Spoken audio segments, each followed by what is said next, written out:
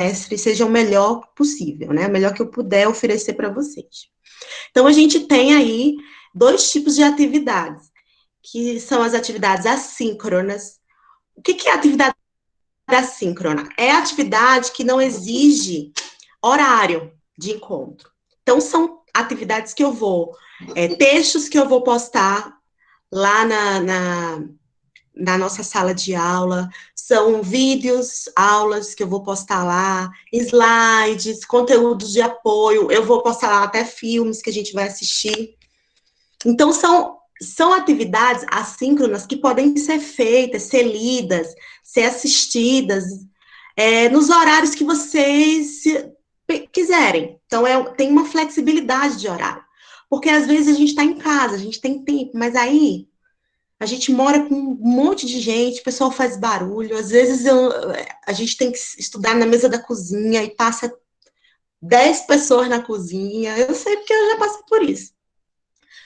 E aí a gente prefiro estudar na madrugada, eu prefiro estudar à noite, prefiro estudar de manhã cedo, que tem menos gente.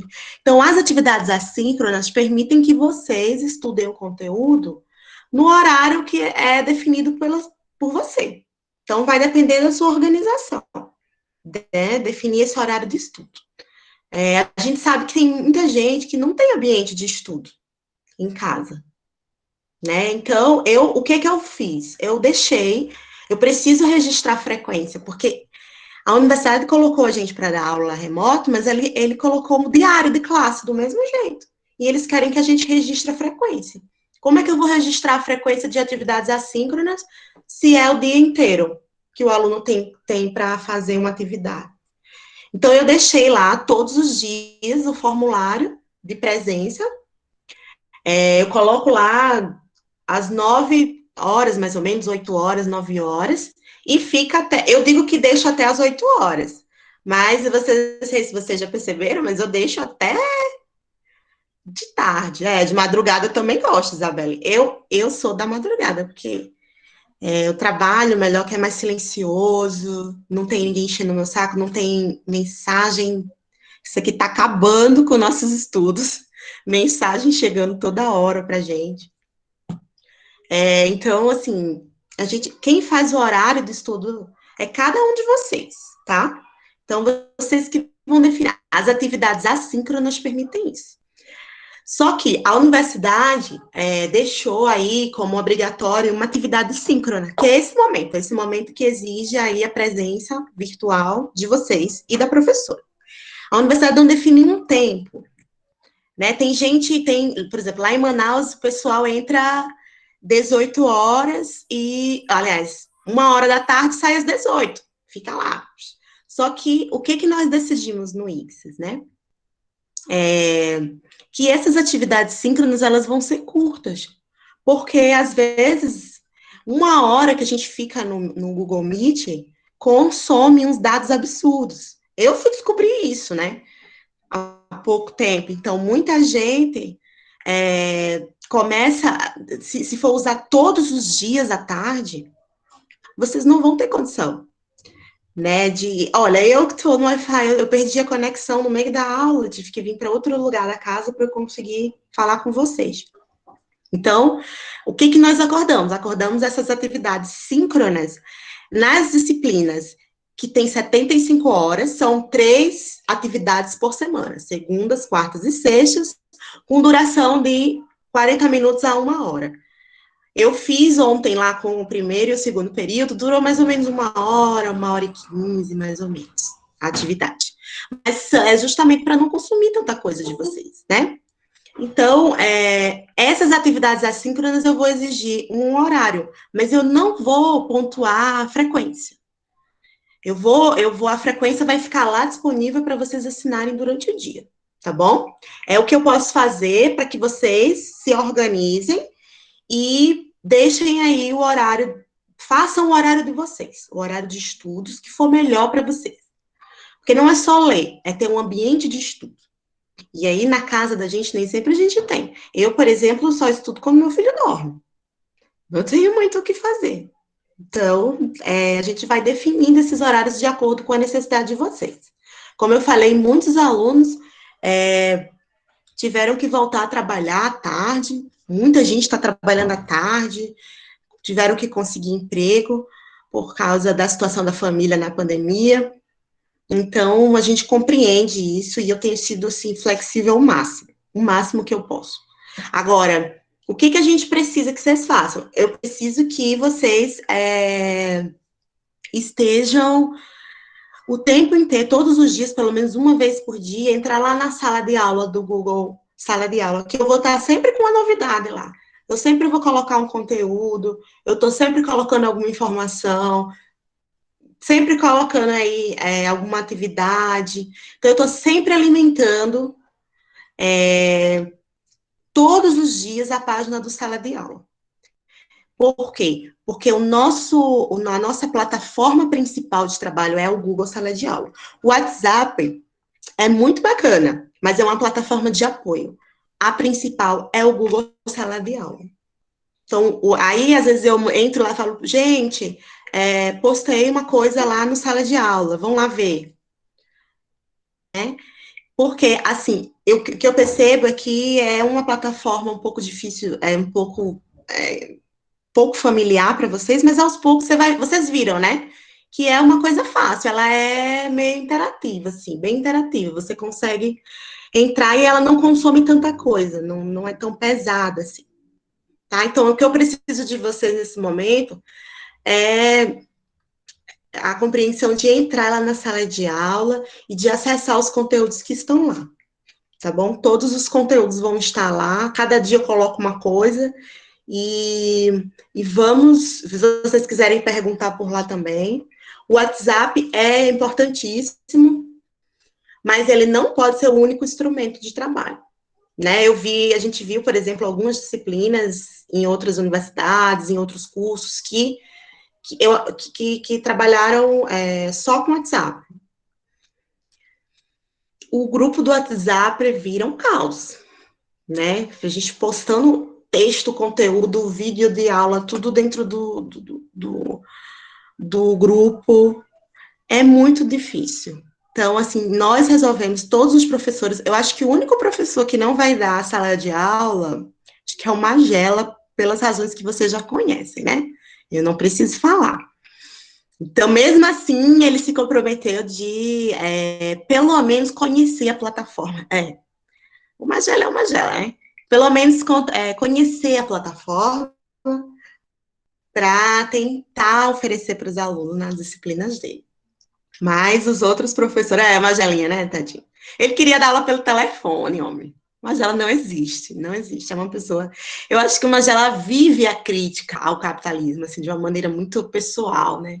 Ele vive isso, não é só discurso, né? Ele tem essa resistência em relação a algumas questões do capitalismo. Tu acredita, Carol? Por ligação? Eu falei, como, Magela? Não tem condição. E aí, assim, a gente está tentando convencê-lo a usar o sala de aula. Mas, assim, no geral, todos os professores vão utilizar. É bom porque quando chegar na próxima disciplina, que é com a Delcio, vocês já vão estar mais familiarizados, né? Com a plataforma. Então, é isso, gente. O que a gente precisa desses momentos aqui de atividade síncrona e tá lá acompanhando a sala de aula. Como vocês viram, eu passei uma atividade para vocês, nossa primeira atividade, por quê?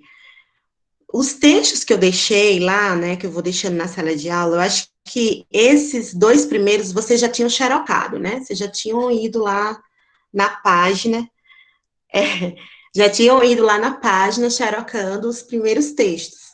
Vão ser esses primeiros textos, né, como vocês viram, e eu preciso ter uma dimensão de como que vocês estão assimilando o conteúdo, como que vocês estão lendo e compreendendo as atividades que eu estou propondo. Então, eu preciso que vocês estejam mesmo lendo, e, para mim, a forma de acompanhar isso é através dos fichamentos, das fichas de leitura. Então, eu não vou passar para todos os textos a ficha de leitura, mas para os textos mais importantes da disciplina, tá? Bom, Então, eu vou passar já adiantando esse aqui, que seria para entregar amanhã, né? Mas como sexta é feriado, se vocês quiserem entregar na sexta, eu vou receber, tá? Não tem problema. Na sexta-feira, se vocês quiserem entregar para sexta, vocês podem me entregar, já que não é considerado um dia letivo, né? Então, para nossa primeira atividade. Olha, o Edson tá diferente, Edson. Apagou a câmera. E aí, vocês podem entregar na sexta-feira, tá? De nada. E aí, bom, o que que eu vou querer nesse fichamento? Eu vou querer que você... Falo, Carol, sobre a estrutura do fichamento. Eu acho que vocês já fizeram vários fichamentos comigo, né? Mas o que eu quero, assim, qual que é o objetivo para mim do fichamento? É simples, é que vocês consigam retirar do texto a ideia central dele. A ideia central de um texto pode ser a página que for. Ela tem a estrutura de um parágrafo. A ideia central é em um parágrafo. Se você for pensar numa tese de doutorado de 400 páginas, eles fazem um resumo da tese em um parágrafo. Então, a gente precisa exercitar essa capacidade de síntese. Então, o texto precisa desse primeiro parágrafo dizendo sobre o que ele fala, qual é a ideia central. O texto vai analisar as características do regime de acumulação fordista keynesiano e como que o Estado se configurou a partir dessa forma de acumulação. É isso. É a ideia central do texto. E quais são os outros parágrafos? É você contando, descrevendo o texto. Como é que ele tem uma ideia central, né? Que é contar sobre o regime de acumulação fordista keynesiano. E como que o Estado vai ser configurado a partir dele. Essa é a ideia central. Como é que ele vai... quais são os argumentos que ele vai utilizar para chegar nessa ideia central? É isso, é descrever o texto. Eu sei que vocês aprenderam, né? Que estava me contando, acho que era até a Joellen. Vocês aprenderam uma forma de fichamento que eu acho que acho que foi com o Jadson, né? O professor Jadson maravilhoso, eu gosto muito dele. Acho que em breve ele volta. E aí ele ensinou, né? Um jeito de fazer o fichamento, acho que contando as linhas do parágrafo, dando um espaço de um parágrafo. Tudo bem, não tem problema. Se vocês acham que é mais fácil essa estrutura, vocês... não, aí não é fichamento de citação. A estrutura que vocês quiserem, como vocês querem organizar o texto, tudo bem. Vocês podem organizar do jeito que vocês quiserem. Desde que tenha a ideia central, o objetivo central do texto, com as palavras de vocês. Como vocês interpretaram o texto. É isso, tá? Então, a estrutura vocês definem, mas o que eu quero é com as palavras de vocês, quais são as partes do texto. Primeiro parágrafo, o texto fala sobre isso, isso, isso e aquilo. Os outros parágrafos. Primeiro ele começa falando sobre isso, depois ele vai explorar essa ideia, depois essa ideia. É isso. Então, vocês podem colocar, como é um texto um pouquinho maior, vocês podem colocar aí 1, 2 páginas. Vamos de professora Aldirene. Parágrafo padrão, parágrafo 5 linhas, do jeito que vocês quiserem escrever. Contanto que não seja de fichamento de citação, porque aí não é o objetivo. O objetivo é exercitar a capacidade de síntese. É vocês olharem um texto, parou, vocês leram, parou, diz assim, tá, vamos lá. Sobre o que esse texto falou? E aí vocês fazem a síntese. Né? Esse é o objetivo, exercitar essa capacidade de síntese de vocês. Pode falar, ô Laís. Quer falar? Abre aí o microfone. Quem quiser falar também pode perguntar, amor. Você não está conseguindo. Você não está conseguindo falar por aqui? Escreve aí, você não está conseguindo falar por aí? Vocês querem. Alguém quer mais. Ah, vocês podem. Eu não entendi. Posso mandar áudio? Não é pelo Classroom. É pelo Classroom. É pela sala de aula. Vocês vão lá. Lembra aquele vídeo que eu mandei para vocês? Vocês vão fazer o fichamento. O fichamento, ele pode ser digital. Vocês podem usar o Word, pode digitar. Mas vocês podem fazer assim, ó. Vocês podem fazer na mão, desde que tenha uma letra legível. Vocês fazem o manual, tira uma foto, pode tirar uma foto. E aí, lá na parte de anexar o trabalho, no Google Sala de Aula, vocês clicam no maisinho lá, né, no Clips. Lá no Clips, vocês anexam a foto para mim, tá? Quem tiver garrancho, faz letras de forma, pelo menos, porque não decifro, né? Tem uma galera aí dos garranchos que eu lembro de vocês.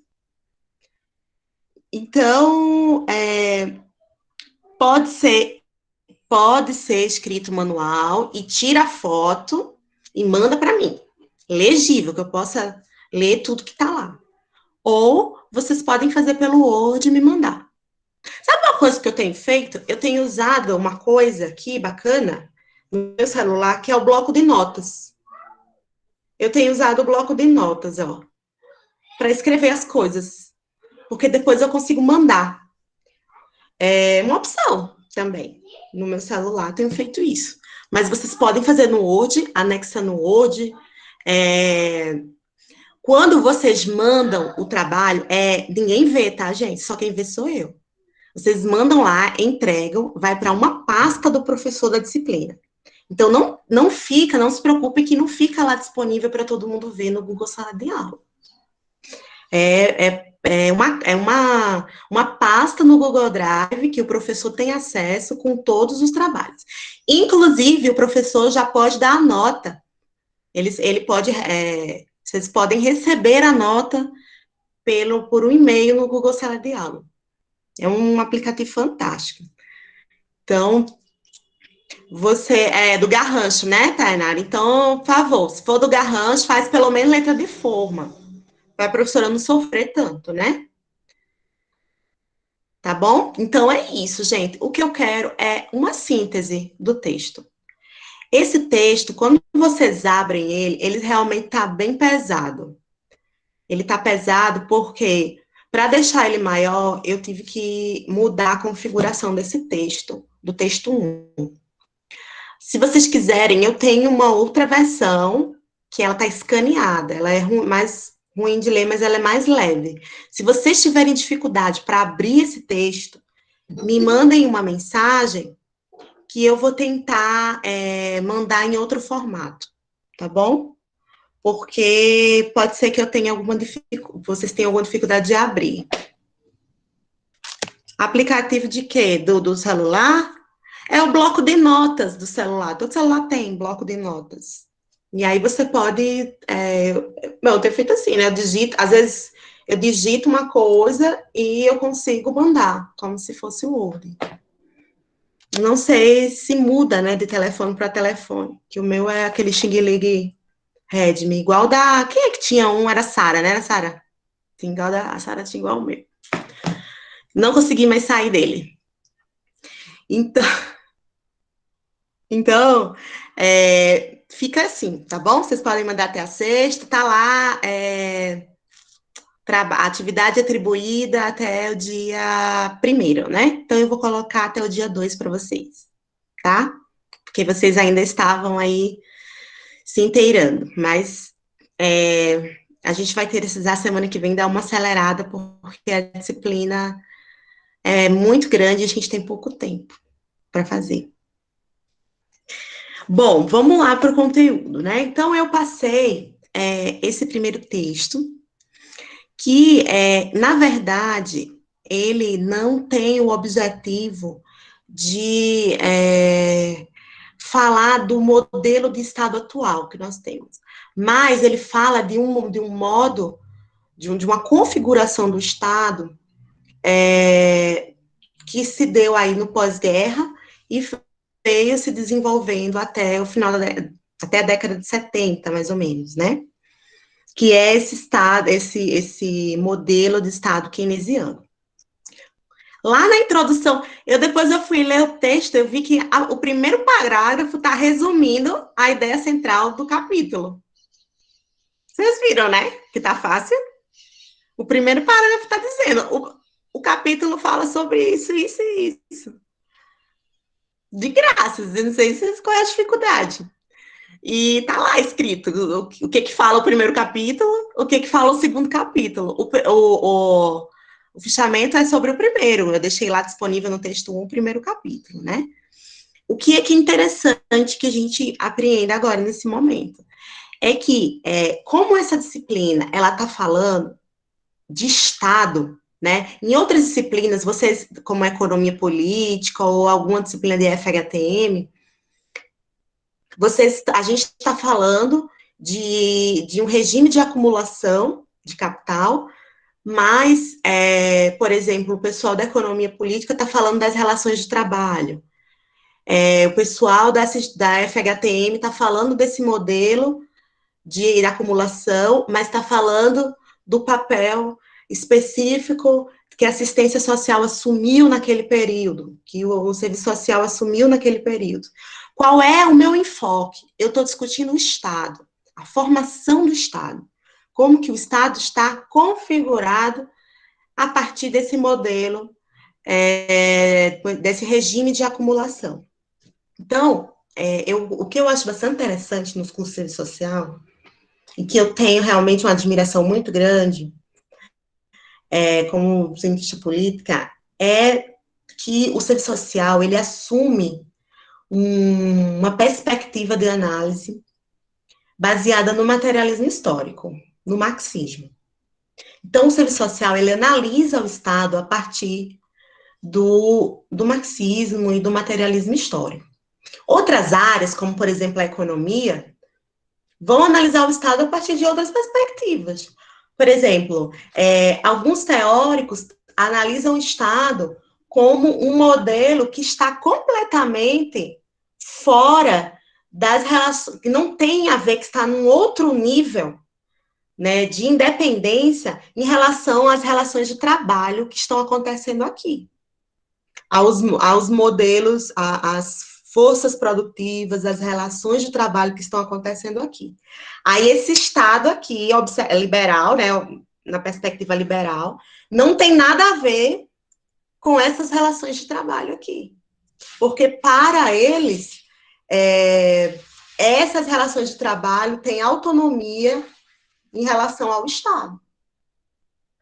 Essa é uma perspectiva de análise, que é a perspectiva liberal. O que o serviço social coloca nos seus fundamentos? Lá no PPC do curso, vocês vão ver a primeira coisa, os fundamentos de análise da realidade materialismo histórico. O que o materialismo histórico faz? Ele vai dizer que existe um bloco. Não existe esse Estado independente das relações de trabalho que estão postas. Então, esse Estado, ele tem a ver com essas relações que estão acontecendo. Não dá para você analisar o Estado de maneira autônoma. O Estado é sempre reflexo, é sempre resultado dessas relações de trabalho que estão postas aqui.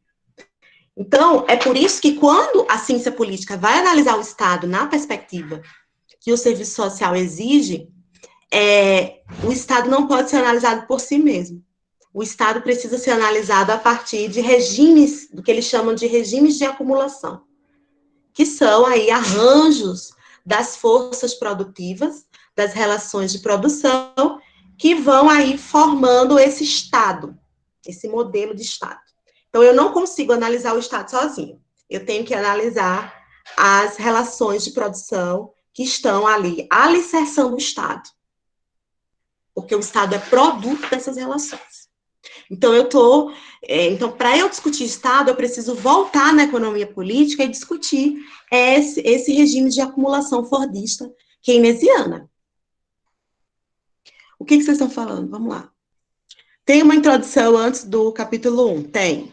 A senhora tem um slide sobre esse texto, porque eu achei umas anotações que era de slide que a senhora estava utilizando. Eu tenho um slide sobre esse texto. Eu estava lembrando disso ontem. Eu vou colocar lá. Eu tenho realmente um slide, porque foi nossa primeira aula, né? Eu lembro que a gente chegou a ter uma aula sobre esse primeiro texto, acho que é por isso que vocês têm as anotações. Então, gente, é por isso que a gente precisa parar e dizer, nossa, mas a gente está numa disciplina aqui na área da ciência política e estamos discutindo Fordismo e regimes de acumulação. É porque não existe, não tenho como analisar o Estado por si mesmo, né? Então, eu preciso passar por essa etapa de análise das relações de trabalho. E vocês vão ver isso, por exemplo, em várias disciplinas nesse período. Acho que FHTM tem muito a ver. O que o Adelson vai discutir em trabalho e contemporaneidade é isso. Aí ele vai focar, o que o Adelson vai focar? Nas relações de trabalho, no processo de trabalho. Eu não, eu vou analisar o Estado. A Sandra não, era a Sandra que é dessa disciplina, né? A pessoa que vai dar essa disciplina vai analisar na perspectiva da atuação, da formação da classe dos assistentes sociais, como é que eles pensaram a assistência social a partir desse modelo de regime de acumulação. Então, a gente está no mesmo processo, mas a partir de perspectivas diferentes. A minha perspectiva é o Estado. E não só o Estado, mas também como se resiste a este Estado. Porque o Estado, para o marxismo, para a análise do materialismo histórico, ele é o local de dominação, onde você tem ali estruturas de regulação social. É no Estado que se define as leis trabalhistas, é no Estado que se define as políticas econômicas, é no Estado que se define a legislação que regula essas relações de produção, mas, ao mesmo tempo, é no Estado que essas relações vão ser questionadas. Então, no marxismo, a mudança social, ela tem que também tomar o Estado, ela tem que partir de dentro do Estado, é usar o Estado contra ele mesmo. Essa é a perspectiva de uma parte da teoria política marxista. Então, o Estado, ele é o local da dominação, sim. Ele é, como o autor do texto coloca, né? Ele é um arranjo ali de que legitima essas relações de trabalho.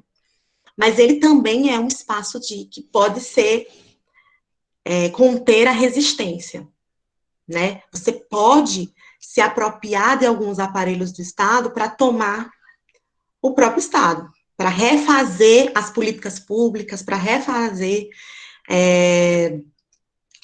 a forma como ele atua.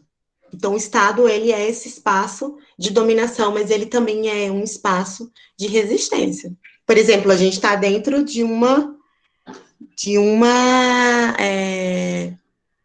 espaço do Estado, a universidade é o Estado, né? É poder executivo, né? Mas, muitas vezes, a universidade se posiciona diferente em relação ao governo, nesse governo mais do que nunca. Então, você se utiliza de alguns aparelhos estatais para problematizar o próprio Estado e a forma como ele está organizado. Né? Então, o que é importante que vocês coloquem nesse modelo, nesse trabalho, nesse fichamento? São as características do regime de acumulação fordista keynesiano. Porque é a partir dessas características que vocês vão entender como é que se estrutura o Estado. Deixa eu pegar aqui essas anotações que eu fiz aqui para ajudar a gente a... Eu vou colocar aqui os pontos que eu elejo como mais importantes. Peraí, deixa eu pegar aqui. Vocês entenderam o que é que eu estou pedindo? Vocês quer falar alguma coisa? Eu vou deixar, viu, Bruna? Pode deixar que eu vou deixar aí disponível. Deixa eu abrir aqui a anotação, vai ficar mais fácil. Tá aqui. Então, o que eu quero que vocês coloquem? Façam um resumo do que é, de quais são as características desse modelo, desse Estado, primeiro do regime de acumulação fordista. Então, você tem aí a passagem de uma fase. Eu não sei se vocês lembram das aulas de economia política, que vocês estão se arrepiando quando eu falo, mas tem muito a ver, viu? Vocês vão lembrar do Magela. E ele estava lá dizendo, vocês vão precisar disso, vocês vão precisar disso. E vocês, ai, não, é muita coisa, é muito termo. O que o Marx estava falando, né? Ele diz que todos os regimes de acumulação, eles partem de uma base, aí eles têm um auge e eles começam a entrar em crise. E aí surge outro modelo, outro regime de acumulação, que tem um auge e tem uma crise, que é a própria tendência da queda da taxa de lucro, que o Marx, velhinho lá, barbudo, estava lá morrendo e falando. No último capítulo, antes dele morrer, ele estava lá falando. Olha, cuidado, vai ter crise, todo o regime de acumulação tem crise. Então, esses regimes, eles têm esse auge e essa crise. O que o texto está falando? É que esse modelo, esse regime de acumulação keynesiano, fordista keynesiano, ele surge no momento da crise de uma fase que eles chamam de ampla concorrência, onde você tinha ali o auge do liberalismo, o Estado ultraliberal, e aí você tem uma queda enorme na produção e nos processos mesmo de lucro, né? Uma crise de superprodução na década de 30, e aí uma queda na taxa de lucro, que vocês, se vocês não lembram, vamos pensar aí historicamente na queda da Bolsa de Nova York, né? A queda da Bolsa de Nova York, que colapsou a economia americana, foi um exemplo dessa crise, dessa fase do modelo de acumulação anterior, que foi aí, teve o seu auge na década de 20, no início do século XX. E aí você tem uma queda nessa produção, uma crise de superprodução. No Brasil era o seguinte, era uma época dos cafeicultores. Vou contar aqui como é que se deu no Brasil, né? Você tinha ali muita gente produzindo café, e aí não tinha mais para quem vender. Você teve uma crise de superprodução no mundo inteiro. E essa crise gerou uma queda enorme, uma crise econômica sem precedentes. E o Estado, o que o Estado fez, gente? Qual que é a função do Estado? Se reorganizar para driblar essa crise. Para driblar as crises de acumulação, as crises do regime de acumulação. Então, o Estado, ele vai se reorganizando para tentar driblar essa tendência de crise que o Marx já estava falando.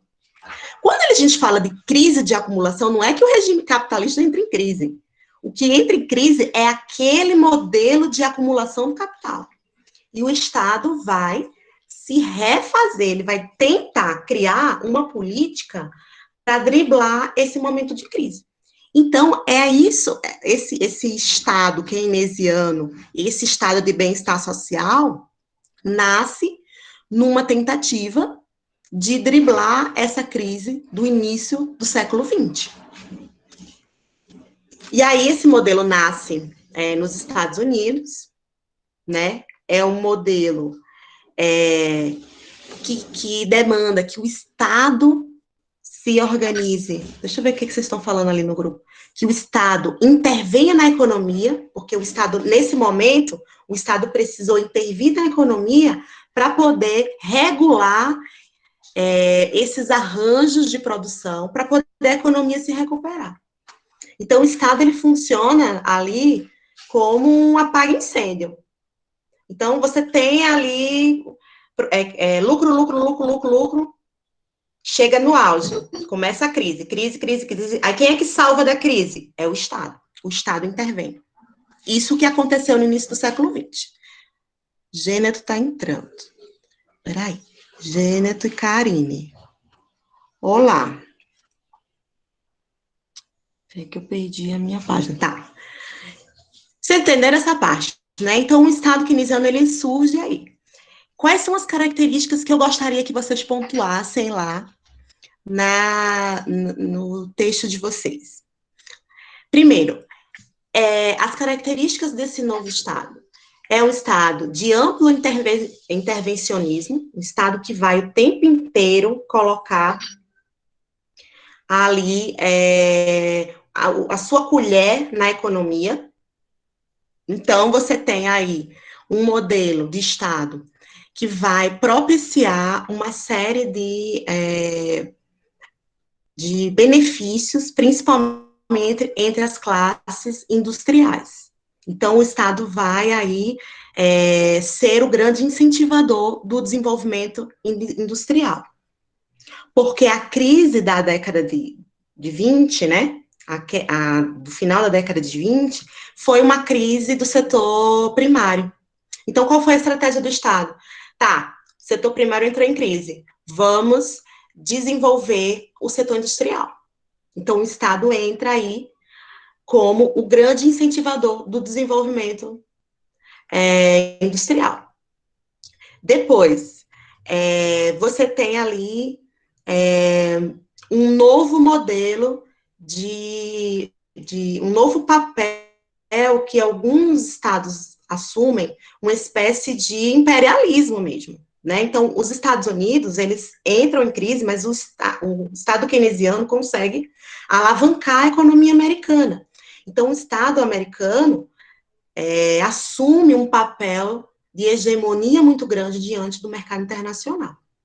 Inclusive, financiando a reconstrução das economias europeias que estavam em crise, que entraram em colapso com a Primeira Guerra Mundial. Então, quem foi que salvou as economias europeias? Foram os Estados Unidos, financiando, bancando a reconstrução das economias europeias.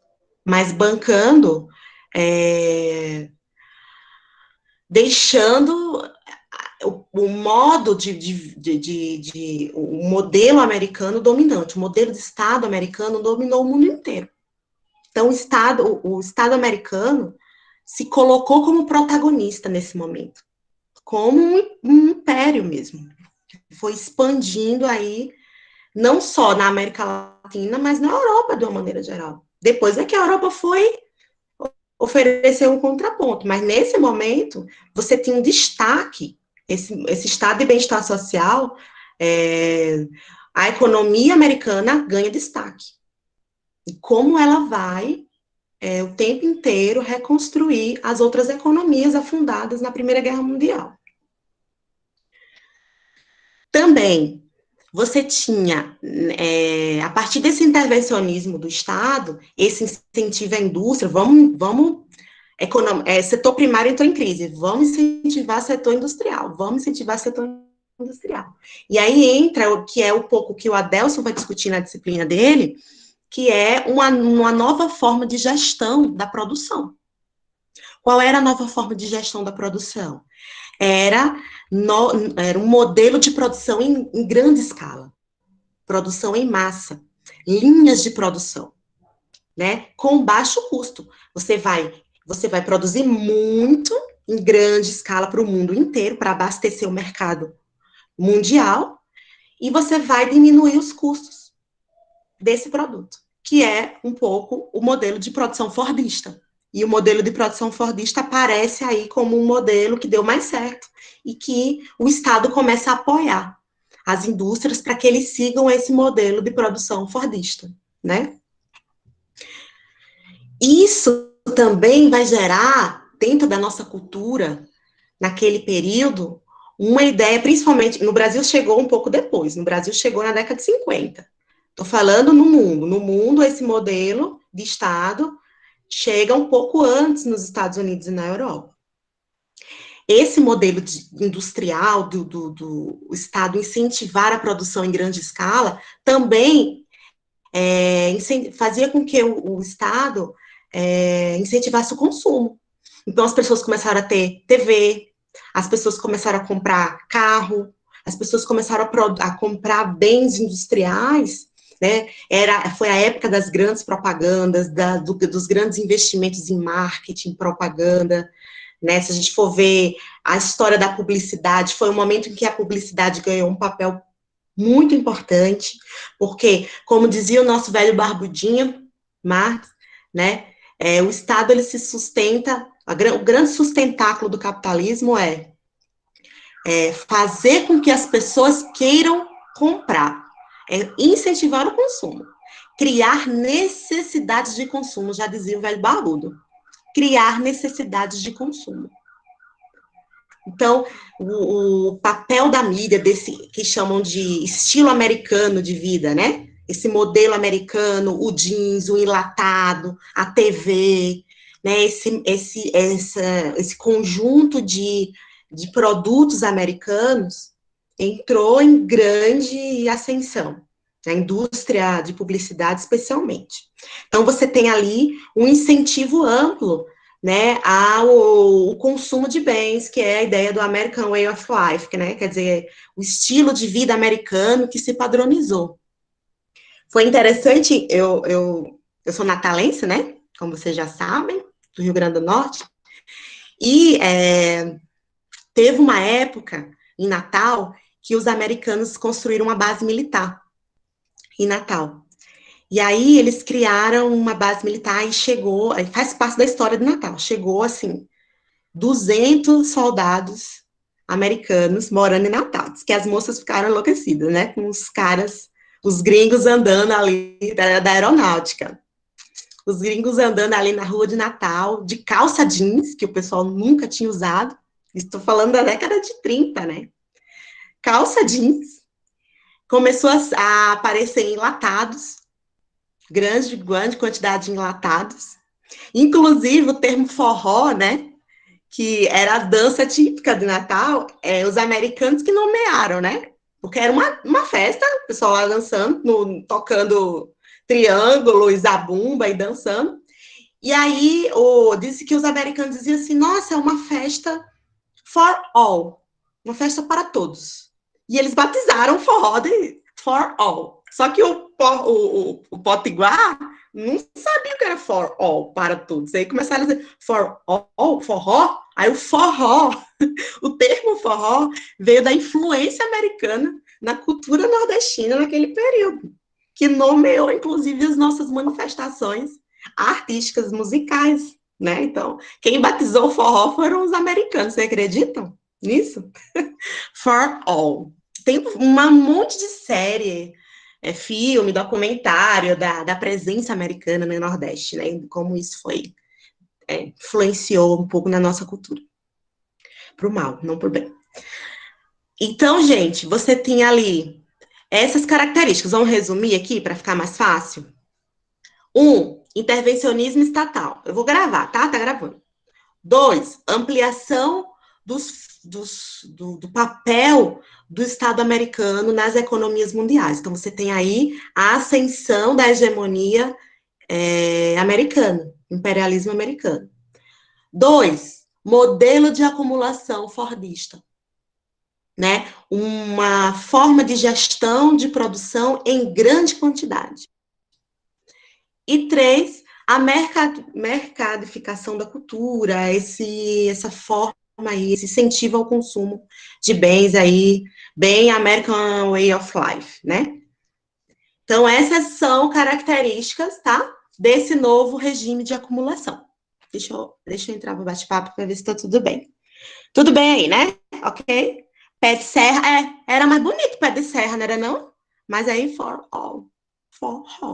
Você acha, mano? Os gringos colocando nome nas nossas coisas, você acha? Mas foi isso. Ai, nem fala, saudades. Na zabumba, um triângulo. Deixa esse corona aí para ver. Eu não vou para lá. Ah, então tá. Passada essa característica, aí o texto vai falar um pouco sobre as origens, né? Como que esse modelo de Estado aí se originou.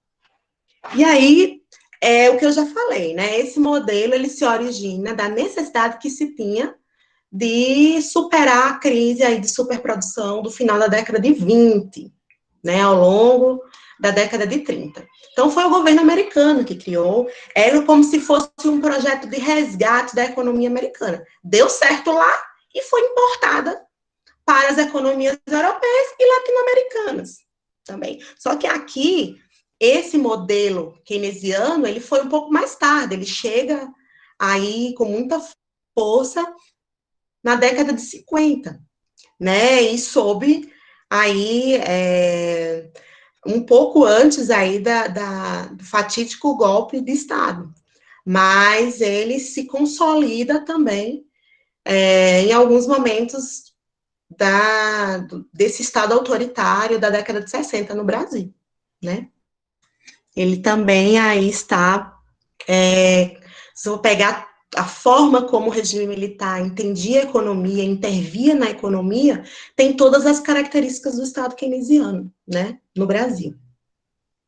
E aí você tem ali a construção de grandes obras de infraestrutura, né, no mundo. Eu vou falar aqui do Brasil, por exemplo, nessa época que se cria a Petrobras, para que o Brasil tivesse autonomia na produção de energia.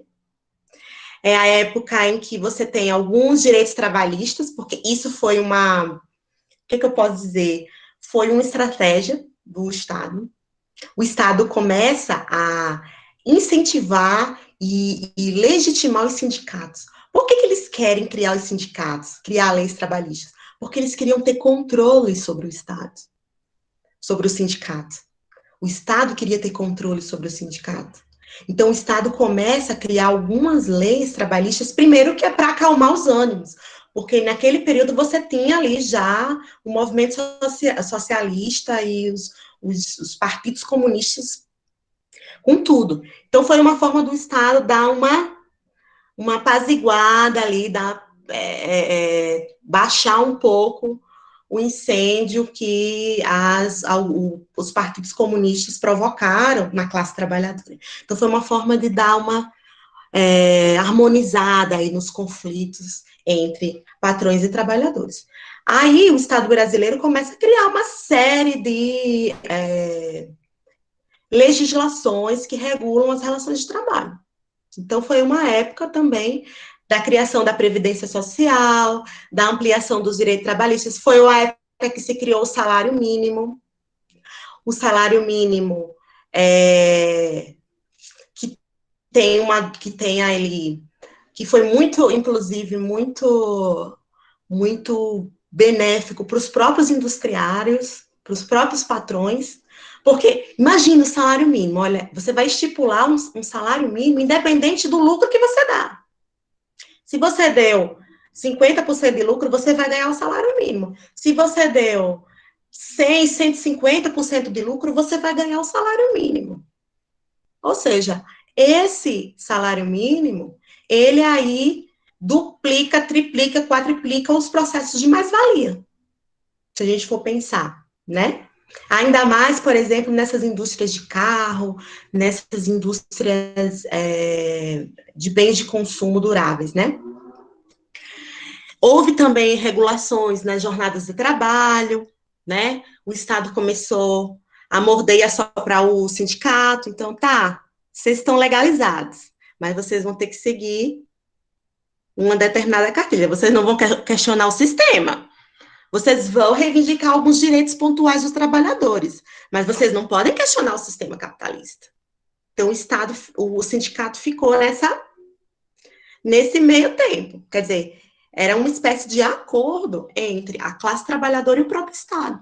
Então, foi estratégico. A concessão desses direitos, é claro que foi fruto de muita luta política, e você tinha ali os partidos comunistas bem atuantes, mas também foi estratégia do Estado para, de alguma forma, diminuir os conflitos sociais, né?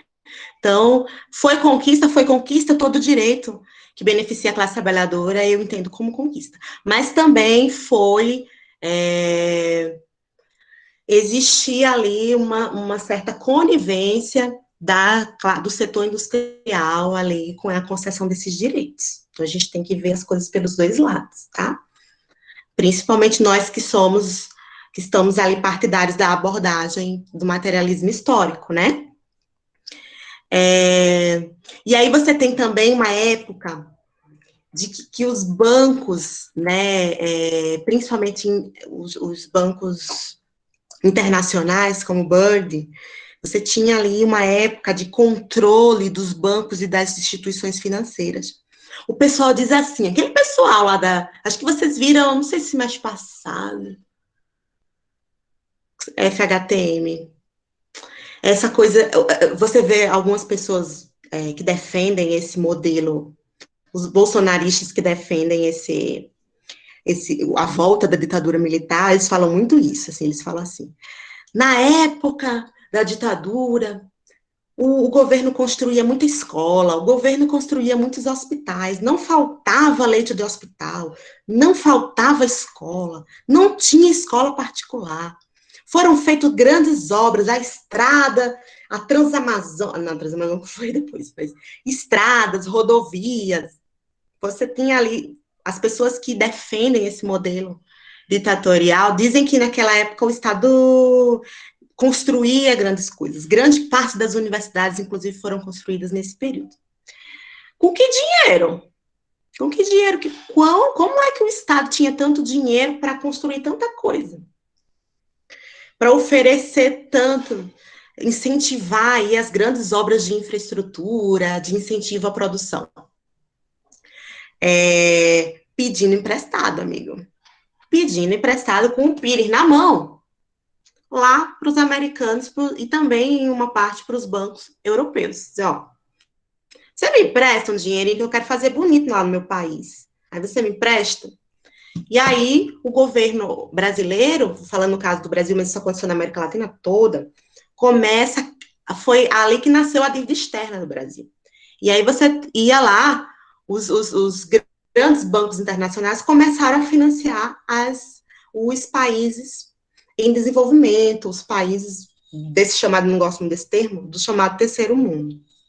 Não gosto muito desse termo, mas o Brasil, quem é que bancou a ditadura militar? Quem é que bancou as construções nessa época? Foram os bancos internacionais, a dívida externa alavancou, né? Então, você tinha ali muito endividamento por parte do Estado. E vocês vão ver, na próxima vez que a gente se vê, que como o Brasil e os países da América Latina estavam extremamente endividados, eles foram forçados a aderir ao neoliberalismo através da Conferência de Washington. O Collor, na época nosso presidente, foi pegar na mão do Collor e assim, ó, assine esse Conselho de Washington, implante o neoliberalismo no Brasil. Senão, você vai ter que pagar a parte da dívida externa. Então, como o Brasil estava atolado até o pescoço de dívida externa, o Brasil teve que ceder muito, mas no final da década de 80, para os países ali de primeiro mundo. Então, você tinha aí um controle muito grande dos bancos sobre os estados, né? E também você teve uma série de medidas econômicas internacionais que deram origem a esse endividamento dos países. Aí no texto também fala, né? Criação do BIRD, criação do GATT, criação do FMI. Tinha o Plano Marshall, que era um programa de reconstrução, onde os americanos iam lá bancar as economias europeias. Esses nomes, esses planos, só basta citar, tá? No texto, não precisa falar.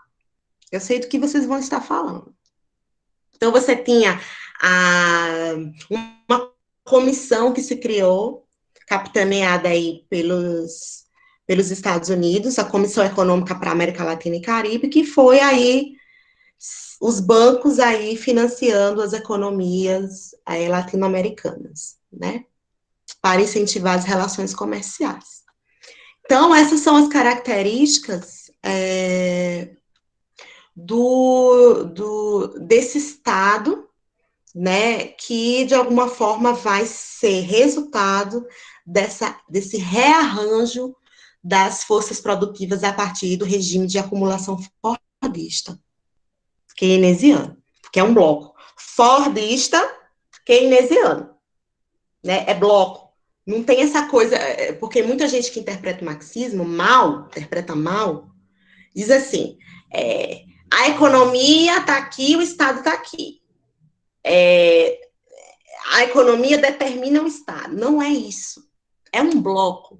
O Estado é resultado da economia e a economia é resultado do Estado. Não tem... O Marx não estava fazendo um esquema de determinação. Ele estava falando de um bloco econômico. Estado e modo de produção. Né? Não tem essa separação. Né? É aqueles manuais sem futuro, de quem nunca leu Marx na vida, que fica falando, a economia determina o Estado. Não é só isso, porque é inverso também. O Estado também vai intervir na economia e vai ter um papel importante na economia. Né? Para vocês verem como o Marx sempre esteve certo, vocês veem o impacto que 2 anos de uma mudança de governo teve sobre o nosso país. Né? Sobre o nosso poder, por exemplo, de compra, sobre os índices de inflação, sobre os índices de desemprego. Então, não é só o Estado que é determinado pela economia. O Estado também regula, dá o suporte e a regulação da economia. Né? Como o autor coloca, que ele está falando de arranjos, como é que ele define Estado, né? Ele define o que é o regime de acumulação? Conjunto de relações e arranjos que estão ali na base da produção. E o que é o Estado? O Estado é um modo de regulação dessa economia. É uma consequência dessa economia. Então, você tem aqui, o Estado que precisa passar pela análise da economia para ser entendido, né? Fora isso, existem as características desse Estado, que são características de uma cultura política, né? Criou-se aí a cultura política, por exemplo, da soberania nacional, que nunca foi soberania, imagina. Veja só a contradição, gente. Eu já vou encerrar porque já está bem. Veja só a contradição. O governo, lá na ditadura militar, nesse período desse Estado aí keynesiano, ele falava de soberania nacional, de nacionalismo. Mas quem é que estava bancando esse Estado? Eram os bancos internacionais.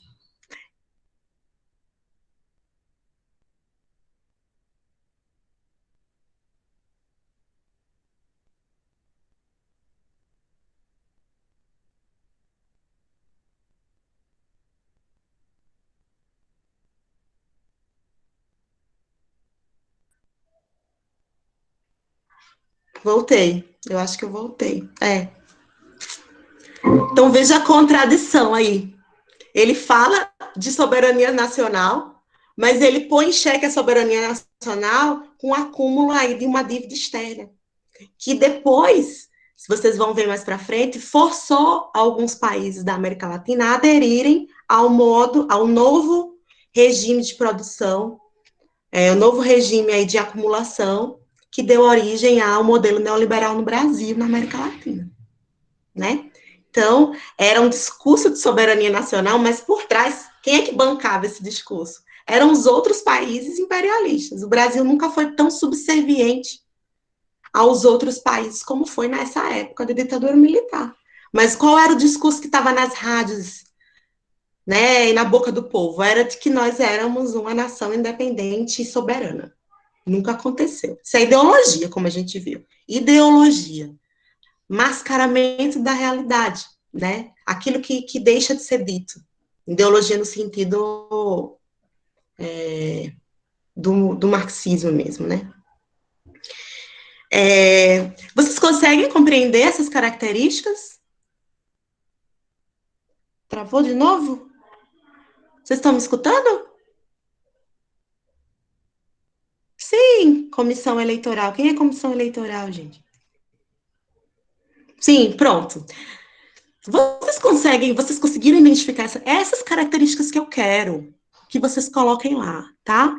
Façam essa discussão, eu vou mandar para vocês essa gravação, mas é um pouco essa discussão, porque, gente, a gente só vai conseguir entender como que nasce o neoliberalismo no Brasil e como que o Estado vai se reconfigurar para atender a um novo regime de acumulação, se a gente entender esse momento anterior. Então, eu preciso primeiro que vocês compreendam as características desse Estado, que nos Estados Unidos aí começa a partir da década de 40, mas ele já foi resultado da crise política, da crise econômica da década de 30.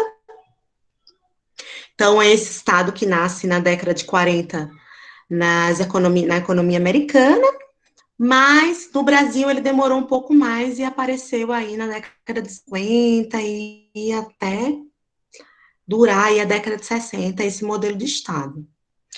A gente só vai entender por que os países da América Latina e por que se aderiu tão facilmente a esse modelo de Estado neoliberal, se a gente entender esse primeiro momento. Por isso que eu estou aqui passando essa revisão dessa primeira fase, que pós-guerra aí, no caso da nossa história. A gente precisa entender esse primeiro momento de regime de acumulação fordista keynesiano, tá? Então, eu só quero que vocês coloquem isso, nada demais. Coloquem as características do Estado, principalmente, dentro desse regime de acumulação fordista keynesiano. Ok? Deu para entender o que eu quero? Síntese, gente, uma síntese. Quer fazer com 10 linhas? Faz. Quer fazer um espaçamento entre linhas? Faz. Faz do jeito que vocês quiserem. A Vitória mudou agora. Bonitinha. Mas aí a gente, entendeu? Quero que vocês façam uma síntese do texto, só isso. Que apareça essas características. É isso, gente. Oh, ela esqueceu de trocar. Então não vai não. Eu já imaginava que era você, eu tava tirando onda, mas eu já sabia que comissão eleitoral era você. Tá bom? É isso. Dúvidas? Só dívidas? Querem escutar uma garantida até vocês saírem? Como é? Tá, então até sexta-feira, Sexta-feira a gente. Eu fui perguntar lá no grupo de professores, gente, sexta-feira é feriado, tem aula, não tem? Aí todo mundo, deixa o povo rezar, deixa o povo. É dia santo, é dia para ficar em casa, para comer peixe. Aí eu falei, tá bom, então, não vou dar aula, então estou proibida de dar aula no dia santo, que desculpa, com todo respeito, né, para quem acredita. Mas é um dia que não é dia letivo, tá lá no calendário, que é feriado nacional, tá? O Estado é laico, mas o feriado da Semana Santa é nacional. Tudo bem, faz parte. E aí vocês tirem esses dias, né, para finalizar o texto. Quero que vocês me mandem até a sexta-feira. E aí depois a gente vai. Aí a gente precisa fazer também o fechamento do próximo capítulo, que é o 2. Mas aí, para vocês me entregarem na outra semana, eu vou dar um novo prazo para vocês fazerem o próximo texto. Esses 2 textos vão ter que fechar, não vai ter jeito. Esses 2 primeiros. Porque é a base para vocês compreenderem o que vem por aí. Depois eu vou falar sobre globalização, sobre identidade, movimentos sociais. Não vou fichar todos os textos que estão lá, mas esses 2 primeiros textos eu preciso que vocês fichem, tá bom? Mas vamos por partes. Primeiro do keynesianismo, que vocês me entregam, do estado de bem-estar social, que vocês me entregam na sexta, Até a sexta. Se quiser mandar agora, pode mandar. Porque eu sei que vocês já acabaram, né? Vocês passaram aí os dias todos lendo, né? E aí vocês mandam por lá. Gente, vocês entenderam como é que a gente anexa o trabalho? Entenderam, né? Se tiverem dúvidas, me procurem, tá bom? Gente, mais uma vez eu reforço, né? A gente não vai ter aula todo dia, mas é importante que vocês tirem um período do dia para estudar. Madrugada, à noite, de manhãzinha quando acorda, o horário que for. Esse modelo remoto exige uma disciplina do aluno muito grande. Porque você não vai ter aquele horário de aula lá fixo para estudar. Né? Eu estava contando para os meninos do primeiro, contextualizando para eles. Assim, coitados, eles nunca tiveram contato físico com a universidade, então eu estava contando para eles como que era. Fazia, gente, olha, deixa eu lhe dizer, os meninos muitas vezes chegam lá 8 horas da manhã no campus, aí vão para a biblioteca estudar, e ficam lá de manhã, estudando os textos da aula, aí depois dá assim 11 horas, 11h30, aí desce lá pro RU, vão lá pro RU, fica lá na fila, comem com calma, aí 1 hora vai para a aula. Começa a aula, fica lá até 18 horas, depois das 18 horas, jantam e vão para casa. A maioria passa o dia, eu estava contando para eles, né? A maioria passa o dia, passa o dia na universidade, né? Então, vocês tinham uma rotina de estudo, né? Um ambiente ali, se não tinham em casa, iam para a biblioteca. Às vezes eu via vocês ali no corredor, sentado, conversando sobre os textos. Essa rotina se quebrou, né? Vocês tiveram que criar aí um novo ritmo de trabalho que está começando essa semana. Então, assim, eu entendo que é um processo de adaptação, tá? Pode ficar tranquilo, mas eu sei, para mim também foi um processo difícil. Eu tô super elétrica, porque eu tenho ficado muito cansada para dar conta do ensino remoto. Eu não imaginava que fosse tão difícil, né? Dar aula remota. Então, eu estou de manhã gravando aula para o segundo, aí para o primeiro eu tenho que gravar uma outra aula, que é a mesma disciplina, mas eles não sabem de algumas coisas. Aí de manhã eu gravei aula, agora eu estou com vocês. Amanhã de manhã eu vou gravar aula para vocês. E aí, de tarde eu vou estar com eles, no Meet. Sabe? É uma nova rotina para mim. E eu imagino para vocês também. Vocês têm mais liberdade, quer dizer, se eu não quiser estudar hoje, não estudo. Vou lá, assino a frequência na sala de aula, fico lá assistindo a Sara se desculpando porque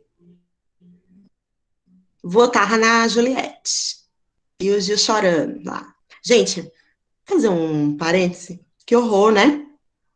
Que horror, né? O rapaz tendo um surto lá porque a amiga saiu, praticamente entrando em pânico. Isso virou entretenimento, né? Ontem eu assisti, me senti mal, falei, vou desligar. Eu não sou intelectual Lodge, não. Eu assisto Big Brother, eu sou do time do Cuscuz, da Juliette, né? Mas ontem me chamou muita atenção, né? Em que a gente se transformou, né? O rapaz tendo surto ali, gritando, minha culpa! O rapaz gritando, quase se batendo. E as pessoas gostando de assistindo, aquilo virou entretenimento, né?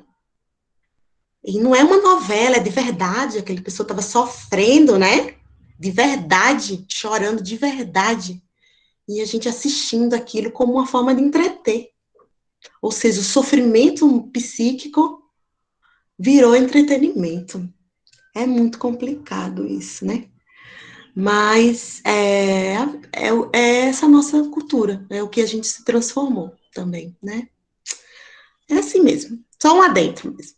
Mas aí, como eu estava falando, se vocês quiserem ficar assistindo lá a Sara, o Gil, a Juliette, tudo bem.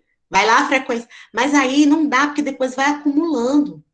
Então é bom que vocês tirem 1 hora, pelo menos, por dia, para ler o texto, para escrever. Vocês vão ter que criar a rotina de vocês. Então, isso exige uma disciplina de estudo muito grande. Tá bom? Mas, de qualquer forma, a gente vai se adequando. Essa primeira semana é mais difícil mesmo, a próxima vai ser melhor, na outra disciplina vocês já vão estar mais adaptados, e a gente vai levando. Vamos tocando, que a gente vai vencer isso. Semestre que vem eu tenho esperança que a gente se encontre pessoalmente. Tá bom? É isso. Então, vai tudo dar certo. E eu tô doida para fazer 50 anos, meu Deus, nem para eu ter 50 anos para eu me vacinar essa semana. Eu que tenho 20, daqui que chega a minha faixa etária, vai ser, vai ser mais, vai demorar, né? Você tipo a última, vou vacinar junto com vocês. Faixa etária dos 20 anos. Nada a ver. 2022, vamos vacinar. Então tá, gente, a gente se encontra a nossa sessão síncrona, como não vai ter na sexta-feira, vamos passar para segunda-feira. Nossa próxima atividade síncrona no Google, acho que tá dando certo, né? No Meet, aqui, na segunda-feira, às 14 horas. Tá bom? Então, enquanto vocês vão saindo, eu vou colocar o garantido aqui para vocês escutando. Já que a Vitória pediu, então eu vou botar a live que eu estava escutando antes da internet cair.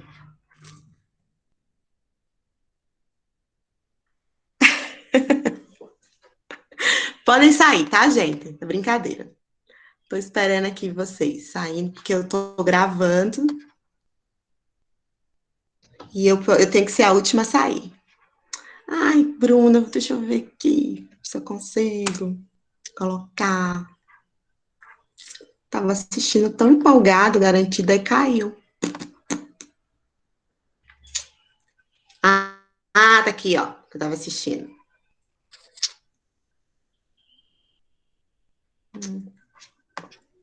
Não. Parar de gravar aqui, senão o povo vai ver. Sabe que eu tô entrando na plataforma da UFAM, né?